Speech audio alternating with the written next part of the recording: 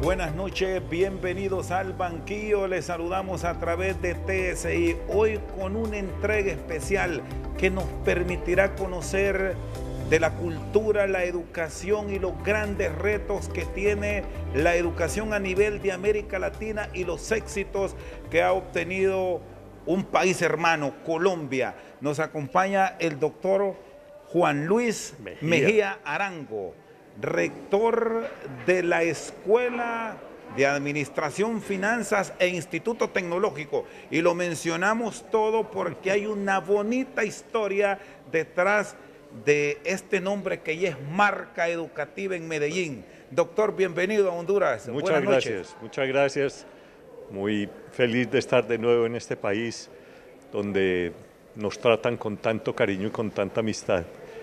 Es una historia, vamos a cumplir 60 años el año entrante. La escuela nace en los años 60. Somos fruto de ese plan Marshall para América Latina que se llamó la Alianza para el Progreso. El gobierno de Kennedy, dentro de los cuales propósitos estaba lo que se llamaba el capítulo 4, era transferencia de tecnología. En ese momento estaba el pleno desarrollo de la industria en mi ciudad es la gran ciudad industrial de Colombia, y no había un cuerpo profesional de administradores en Colombia. Entonces el gobierno de Estados Unidos envía a los profesores de la Universidad de Syracuse y iniciamos como EAF, Escuela de Administración y Finanzas, el 4 de mayo de 1960. 2 años después, esa misma industria requiere tecnólogos, sobre todo para la industria textil, en mecánica, en algodón, en fibra, etc. Y de ahí nuestra sigla, EAFIT, Escuela de Administración, Finanzas, Instituto Tecnológico.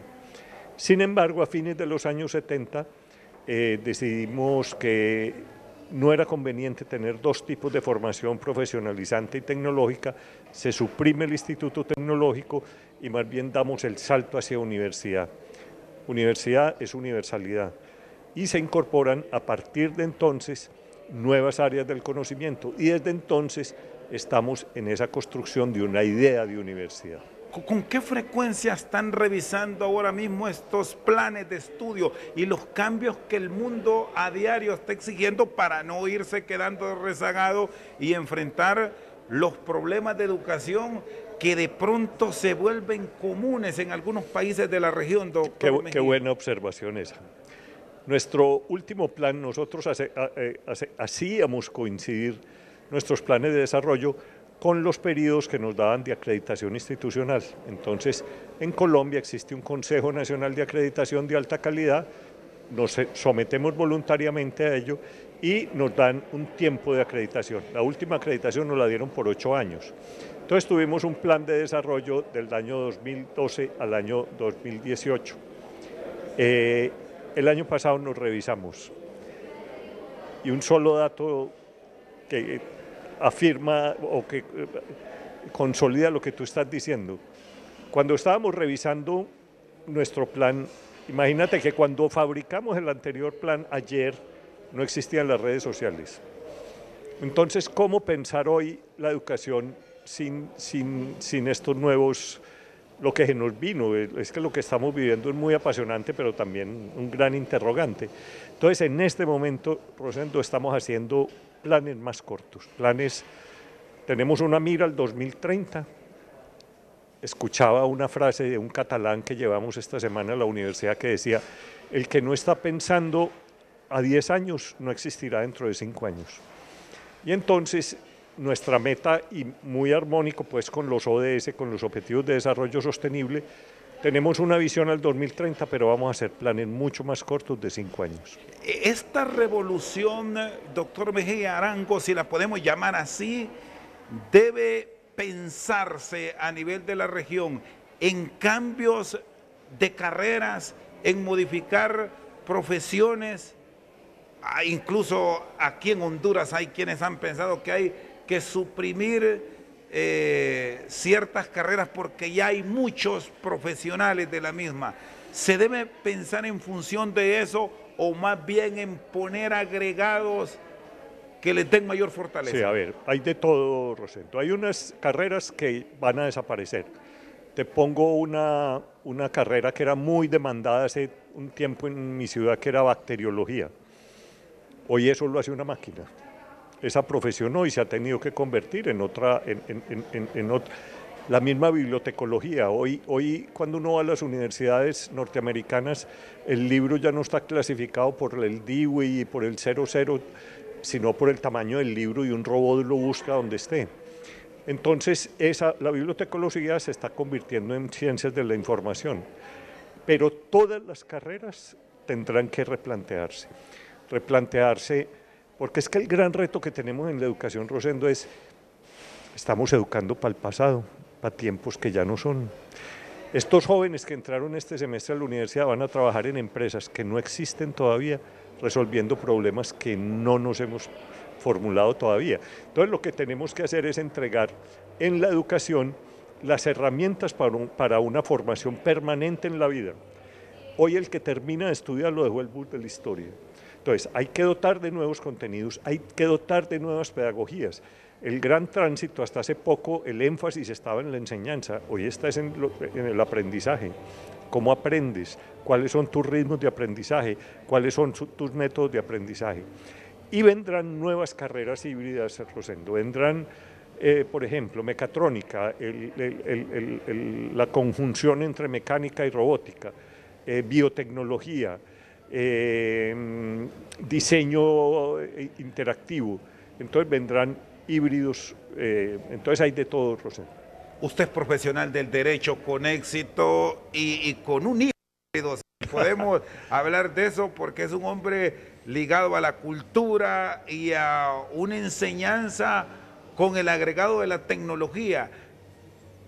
¿Cuál es el rol y el papel que deben tener en principio los maestros para orientar a esa juventud deseosa de cambio? Buena pregunta.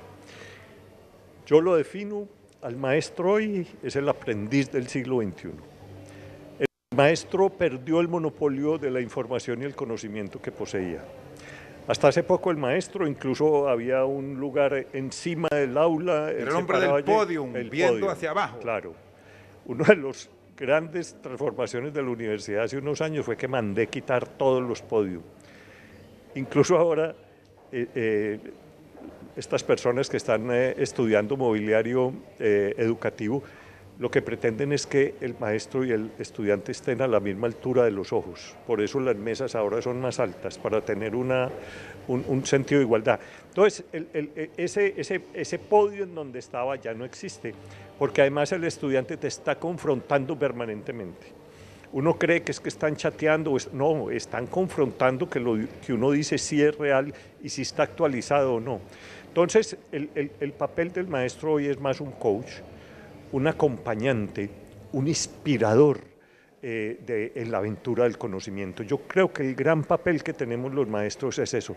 Hombre, acompañar a estos jóvenes a decirle la mayor aventura que puede tener un ser humano en la vida es no perder nunca la sed de conocimiento, la sed de aprender, la sed de siempre estar buscando y descifrando los arcanos secretos del universo. Doctor Mejía Arangui, en esto que usted llama una aventura del conocimiento en la relación mentor-alumno, hay quienes satanizan, por lo menos en algunos sectores de América Latina, que en esa relación el alumno esté permanentemente ligado a su celular, a una plataforma digital, para tener esa interactividad que de pronto nos puede volver mejores hombres y mujeres. ¿Es prudente mantenerla de forma permanente o habrá que tener algunas excepciones? ¿Cuál es su visión como educador? Mi visión es que nosotros no podemos ignorar el mundo que vivimos. Te voy a poner un ejemplo. Hace unos años llegó un profesor, un profesor insigne de la universidad, un gran matemático, un gran algebrista, derrotado. Y me dijo: rector, vengo a decirle que me voy, yo ya me jubilo, usted sabe que preparo mis clases, que lleno esos tableros, tal, y esos muchachitos están con el celular y cuando yo termino se para uno, le toma una foto al tablero y vuelve y se sienta. Yo ya soy de otra época y efectivamente era de otra época. Si él en vez de estar llenando esos tableros le estaba enviando a sus estudiantes los problemas por chat, estaba interactuando con ellos, era otra realidad. Una de las grandes transformaciones que estamos haciendo, por ejemplo, en la universidad, es que, bueno, ya hablar de aulas es hablar algo arcaico. Hoy hablamos de espacios de aprendizaje. Y uno de los espacios de aprendizaje que estamos adecuando se llaman las salas inversas o de pedagogía inversa, que lo que se hacía antes en el aula se hace ahora en la casa y lo que se hacía en la casa se hace ahora en el aula. Es decir, que antes de una clase el profesor envía mucha información, videos TED, documentos, documentales de National Geographic o de cualquiera, pone problemas y luego en un aula, los norteamericanos lo tienen muy bien definido, son aulas de mesas de 9 personas, en donde el profesor lo que es un acompañante de grupos resolviendo problemas colectivamente, porque ese es el otro tema. La gran debilidad de América Latina es la dificultad de trabajar en grupo, de generar conocimiento colectivo, y parte fundamental de la universidad es esa. Ese sabio despeinado en un laboratorio todo desordenado, eso es de las caricaturas. Hoy el conocimiento es un trabajo colectivo.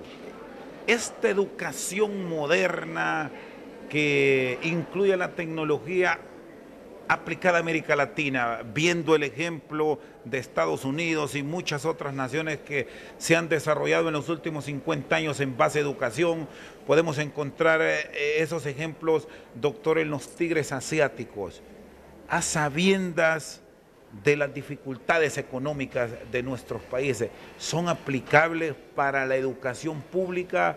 ¿Bajo qué métodos? ¿Cómo arrancar estos procesos de cambio? Yo creo que ante todo son cambios culturales. Todo este tema que hablamos ahora de la transformación digital, etcétera, es este cambio aquí, es el cambio de nuestras formas de comunicarnos, de nuestras formas de pensar, de nuestras formas de actuar, es lo que llamamos hoy las competencias del siglo XXI, porque hay una cosa que es muy importante. Nos sentimos un poco avasallados por la tecnología. No podemos olvidar que el fin último de la educación es el ser humano y que en compañía de todas estas tecnologías y todo esto que nos llegó de la inteligencia artificial, del Big Data, de Analytics, de impresiones 3D, de Internet de las cosas, etcétera, es un ser humano el que los va a usar y el que los va a programar. Y no podemos olvidar nunca, y ese es el papel fundamental de la educación. Yo tengo mis reparos con ciertos modelos educativos, dijéramos, enfocados solo a la productividad, etcétera. Mira, la inteligencia artificial va a hacer muchas de las cosas que hacemos ahora, pero la creatividad humana, la composición de música, el arte, el disfrute de la naturaleza, etcétera, esa capacidad de asombro del ser humano la tiene que alimentar también la educación. Entonces tenemos que tener el sabio equilibrio entre las dos tendencias. Está con nosotros esta noche al banquillo el doctor Juan Luis Mejía Arango, rector de la Escuela de Administración, Finanzas e Instituto Tecnológico de Medellín. Una pausa, en breve continuamos. Con la estructura paquidérmica de los estados latinoamericanos, no solamente no vamos a llegar al fomento, sino que se vuelve un obstáculo. La tentación regulatoria de estos estados es sorprendente. Entonces, ante la ausencia de recursos para invertir en desarrollo, está la tentación regulatoria y cada vez más entonces es un estado que regula y no un estado que apoya.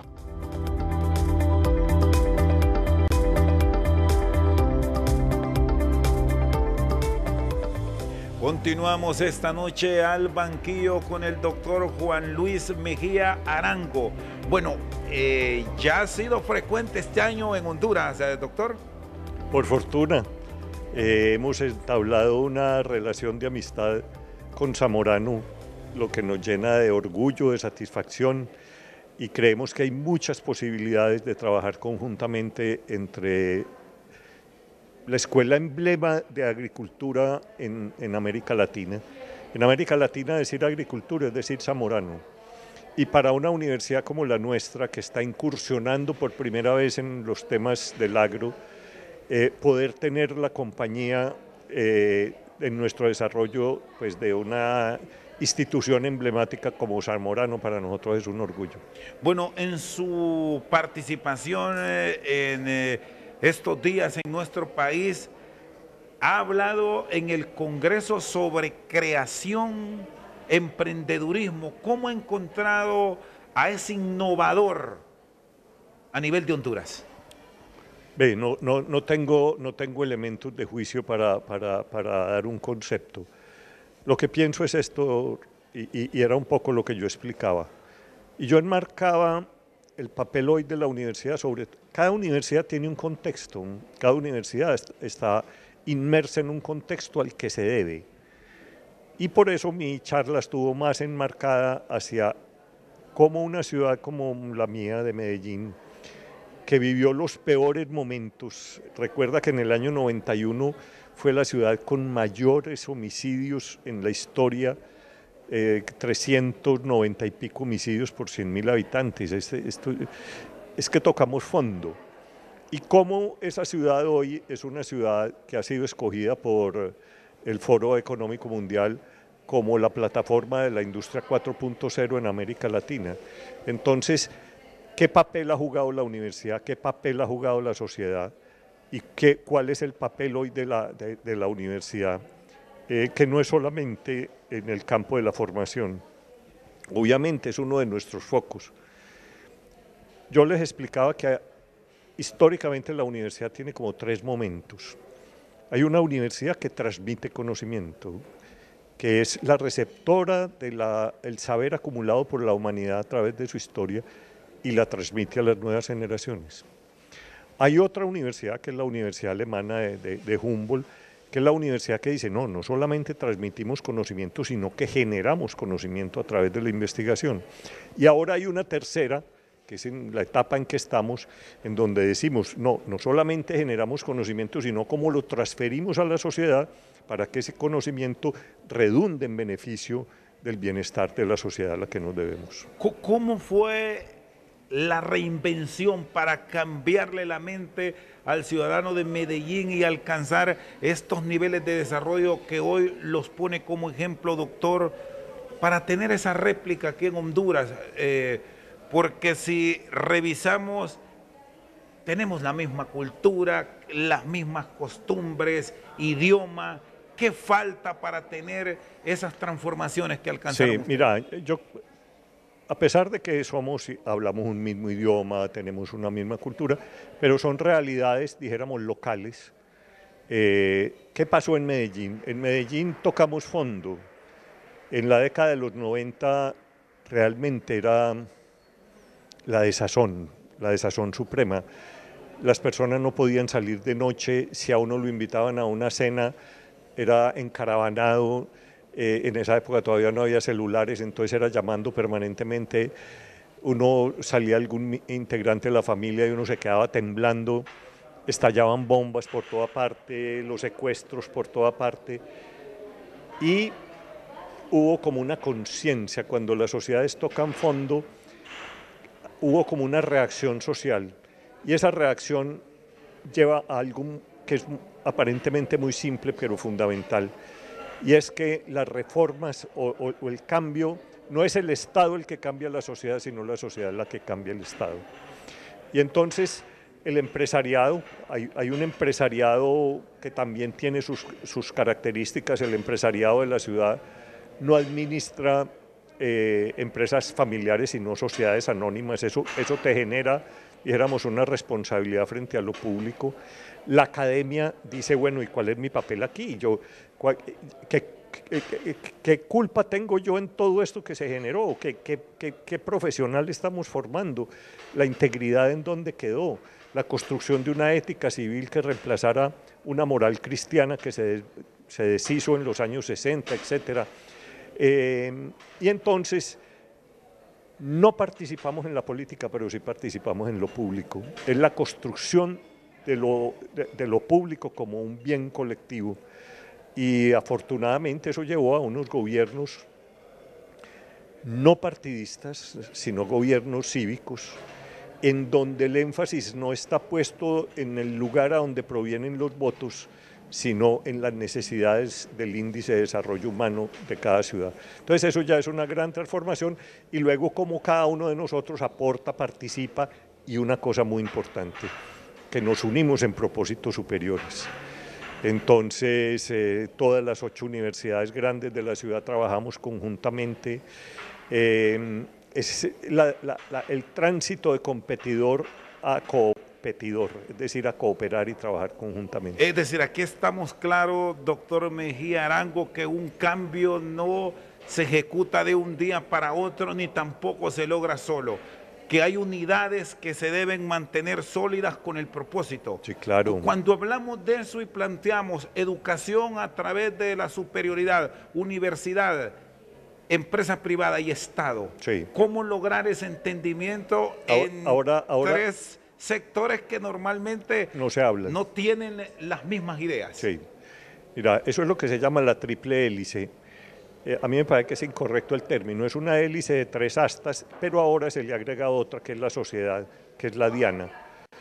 Entonces, el convencimiento del papel fundamental del sector privado como productor de riqueza, como generador de empleo, como generador de nuevos productos, de innovación, etc. Eso implica un cambio de la mentalidad del empresario también. Para el empresario lo más cómodo es asistir anualmente a una de las grandes ferias, comprar tecnología y comprar unas patentes y desarrollar los productos locales. Cuando ese empresario se da cuenta de que la sostenibilidad de su empresa depende de la innovación de los productos que tenga y que el conocimiento está al lado suyo en las universidades, que ese es el que le puede generar la innovación, ese vínculo ya es un vínculo efectivo. Mira, acabamos de construir, por ejemplo, dentro de la universidad el gran centro de innovación de la más importante productora de cemento en Sudamérica, creo que incluso tienen en Honduras, y esa es la fábrica de las fábricas de ellos, porque el conocimiento lo tienen al lado. Es que mira, a estos países cuánto nos ha costado formar doctores, por ejemplo. En Colombia hay en este momento unos 14.000 doctores. El 92 de ellos están trabajando en la universidad. Entonces, ese costo país de formación de un capital humano altamente calificado, si no revierte en la productividad, en nuevas formas de hacer las cosas, pues entonces estamos simplemente desperdiciando ese gran talento humano. El Estado, por su parte, debe crear el ecosistema, un ecosistema en donde haya un marco legal favorable, en donde haya unos estímulos tributarios y unas facilidades para que el empresario pueda invertir decididamente en la investigación y los aportes mismos del Estado. Por eso es tan importante la medición de cuánto se invierte del PIB de una ciudad o de una región en ciencia y tecnología. Países como Israel, como Corea, invierten un 6.5% de su presupuesto, y en América Latina siempre estamos por debajo del 0.50%. Entonces una ciudad como Medellín ha logrado ya que más del 1.5% de su presupuesto se ha invertido en ciencia y tecnología.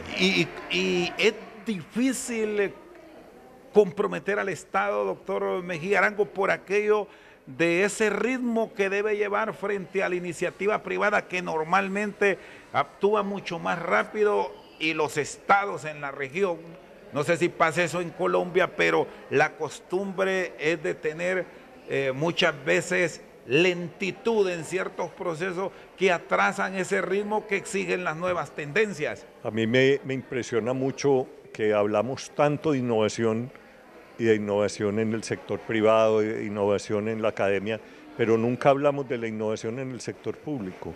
Si algo tiene que innovar, si algo tiene que reformarse, es la misma estructura del Estado. Con la estructura paquidérmica de los estados latinoamericanos, no solamente no vamos a llegar al fomento, sino que se vuelve un obstáculo. La tentación regulatoria de estos estados es sorprendente. Entonces, ante la ausencia de recursos para invertir en desarrollo, está la tentación regulatoria y cada vez más entonces es un Estado que regula y no un Estado que apoya. Encontramos temas tabú para el Estado como tal, gobiernos electrónicos, difícilmente quieren entrar a ese mundo.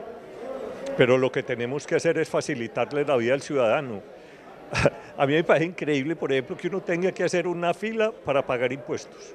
Pues a mí eso no me cabe en la cabeza, que el Estado, en vez de ser un aliado y de ser un fomentador de la vida, se vuelve siempre en un obstáculo. Y yo sí creo que hay que incorporar el concepto de la innovación en lo público. Con un Estado paquidérmico, estos estados no vamos a salir adelante.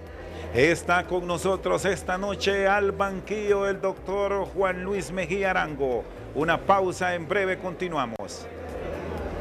En Colombia tenemos dos escuelas. Hubo una que penetró el Estado a través de recursos, etcétera, de comprar conciencias, y el otro, que es el de Medellín, que fue el que se enfrentó al Estado militarmente. No se sabe cuál de los dos es peor.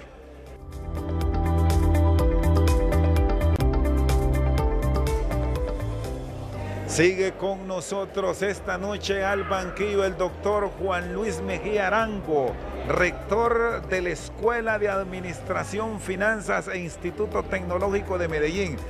Estamos ante un gran escritor, ensayista, novelista, y dentro de todos esos escritos encontramos el culto del avispado. ¿Qué es eso, doctor? Esa fue una reflexión que yo hice hace ya unos años en un discurso de grado. El avispado, yo no sé en Honduras cómo se define ese personaje, que es muy astuto. Un tipo listo. Un listo. Sagaz. Un listo, sagaz. Uno hábil. Sí, sí. Él no necesita estudiar porque él se las sabe todas. Él no tiene que ir a la universidad porque él se formó en la Universidad de la Vida. Y él es un ser que va siempre en la franja amarilla, siempre, si hay posibilidad de triunfar, aunque sea por fuera de la legalidad o en el borde de la legalidad, lo hace. Es aquel que culpa a otro de lo que él hizo. Claro, y el que disfruta es sacando ventaja en cada negocio, el donde el principio de la buena fe y del equilibrio de las relaciones no existe, sino que tiene su mayor deleite en que el otro pierda y él gane. Es la diferencia entre el que hace negocios y el que hace empresa, porque este es inmediatista, este lo que logra es sacar ventaja y bueno, nuestro refranero está lleno de refranes, que es lo que me preocupa a mí, que la sociedad tiene una gran admiración por estos personajes. Entonces yo no lo tumbé, él se cayó solo. El vivo vive del bobo, todos estos refranes que existen en nuestra cultura popular, pues lo que están es identificando ese personaje que no crea empresa, no le interesa el desarrollo social, sino simplemente en cada relación salir triunfante con las reglas que sea. Y me parece que es funesto en nuestras sociedades, porque es un personaje que no construye sociedad, es un personaje que no crea conocimiento. Lo más grave de todo es que genera admiración social. Y bueno, ese avispado nos llevó después a nosotros a esa cultura, bueno, no me gusta llamarlo cultura del narcotráfico, a esa expresión del narcotráfico en donde la ganancia, a mí no me gusta decir que es un dinero fácil porque eso debe ser muy difícil, pero sí es rápido. Ese tipo de comportamientos y ese tipo de actuar de estos individuos penetran estructuras de Estado. Claro. A todo nivel, y hay casos que los pueden llevar hasta gobernar, hasta mandar en una nación. En Colombia tenemos dos escuelas. Hubo una que penetró el Estado a través de recursos, etcétera, de comprar conciencias, y el otro, que es el de Medellín, que fue el que se enfrentó al Estado militarmente. No se sabe cuál de los dos es peor. ¿Qué cuidado deben tener nuestras sociedades, nuestra democracia para evitar que esos males que ya los han sufrido países que usted incluso me lo exponía, doctor, los sufrió Medellín, no se vuelvan comunes en nuestra región, sobre todo por aquello de las nuevas tendencias que están surgiendo dentro de la actividad de la política vernácula en nuestros países? Sí, yo creo que lo que hay que, primero, desde el aparato educativo, desde el sistema educativo, definir muy claramente unos valores que son los estructurantes de una sociedad. Y el valor supremo, dijéramos, es la integridad, en donde el principio de la buena fe, el principio de que toda relación debe ser equitativa, de que debe ser armónica y que y actuar siempre dentro de la legalidad. Una sociedad que se construye con un Estado paralelo a las instituciones, dijéramos, oficiales, pues es lo que llama la literatura un Estado fallido. Por eso el aparato educativo tiene un factor tan importante, el papel del maestro, el papel del adulto significativo. Estas sociedades están huérfanas de adultos significativos. La gran responsabilidad que tenemos de que las personas que exaltamos en la sociedad pues estén más hacia la ciencia, hacia el conocimiento, hacia las artes, etcétera, que a otros personajes que han triunfado socialmente, pero siendo un avispado. ¿Y cómo hacer ver al ciudadano que de pronto, con excepciones en la regla, sí encontramos personajes que no tuvieron una educación a fondo y lograron triunfar, y lo vemos en personajes pero buscados con lupa, como el mismo Bill Gates, a sabiendas que abandonó en su momento los estudios superiores, pero que la educación sí es básica para tener ciudadanos con equilibrio y con éxito a futuro? Mira, Bill Gates triunfó, pero triunfó porque supo aprovechar el conocimiento que se había generado en la universidad. Si la Universidad de Stanford no hubiera desarrollado los grandes avances que nacen de la ciencia básica y luego se van a la ciencia aplicada, Bill Gates no hubiera surgido. Entonces, en el fondo el conocimiento reside en la universidad, y es la universidad la que lo crea. Luego llegan unas personas supremamente hábiles, inteligentes, con una gran visión.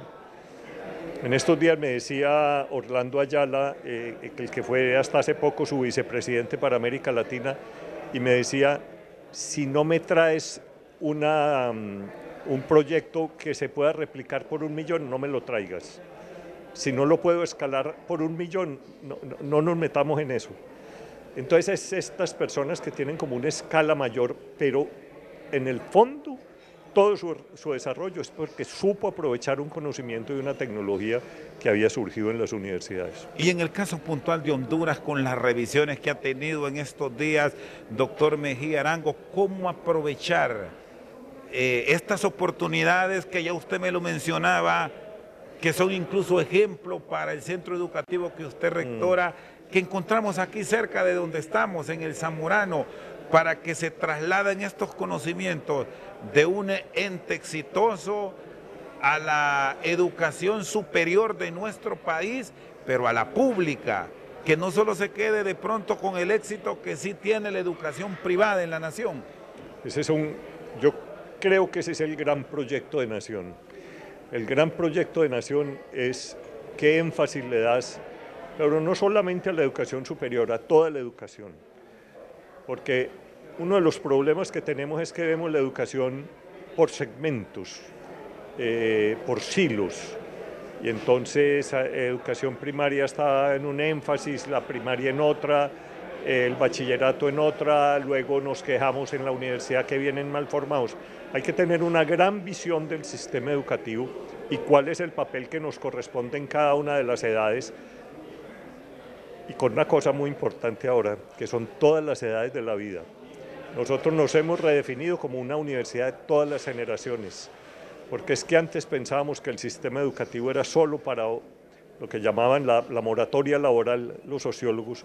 Ahora la educación, tú y yo, en cada una de nuestras profesiones, si no nos estamos actualizando permanentemente, pues simplemente nos deja el bus de la historia.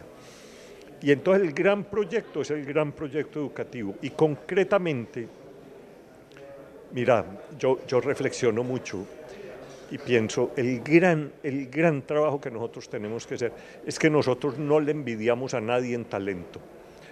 Nosotros lo que tenemos que generar es las oportunidades para ese talento que se nos está quedando en las calles, que se nos está quedando en el campo. El gran proyecto colectivo es cómo estos jóvenes, todas estas personas, como te digo, es que cuando yo veo nuestros estudiantes que salen y se confrontan con las mejores universidades del mundo, los otros les llevan en ventaja porque tienen más acceso a la tecnología, recursos, etcétera, pero en talento somos iguales. Bueno, y una prueba la encontramos de grandes centros de primer nivel de Estados Unidos que están ya abriendo en la región. Pasa en Costa Rica, por citar un ejemplo, pasa en Colombia, lo tenemos en el Zamorano, que vienen en busca de ese talento a la región e incluso hasta están abriendo campus universitarios para aprovechar ese recurso. Claro, es que mira, toda organización es de seres humanos. Toda empresa, ahora hablábamos pues con esta gran empresaria, tú puedes tener las mejores tecnologías, tú puedes tener la tecnología de punta, pero si no tienes las personas detrás de él altamente capacitadas que le permitan hacer un uso de esa tecnología, entonces no existe. Y entonces, claro, hoy el gran reto de toda la humanidad es buscar a dónde está el talento. En Singapur se van a China, a Corea, a la India y se traen el mejor talento hoy con todas estas nuevas tecnologías, con la inteligencia artificial, con el uso de la Big Data, etcétera. Ellos están ubicando ya chicos de 10, 12 años con un alto desarrollo y se los llevan a la Universidad de Singapur porque ese va a ser el futuro profesional. Entonces ya están ubicando el talento a donde esté. Está con nosotros esta noche al banquillo el doctor Juan Luis Mejía Arango. Una pausa, en breve continuamos.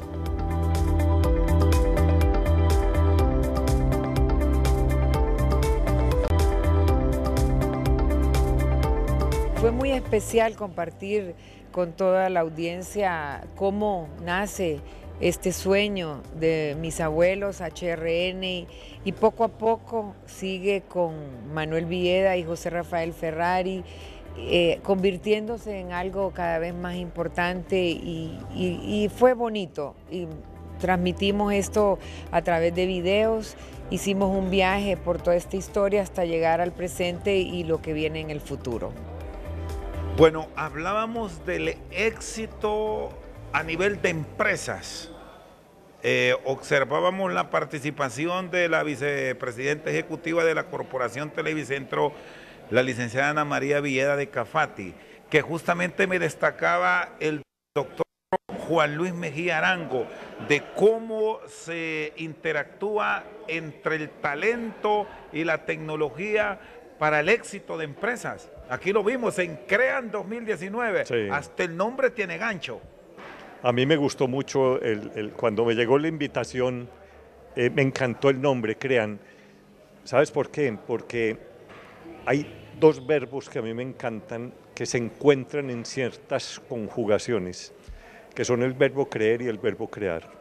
Entonces este evento no es solamente un fomento al acto creativo, que es, dijéramos, la más importante o el más importante de los dones humanos.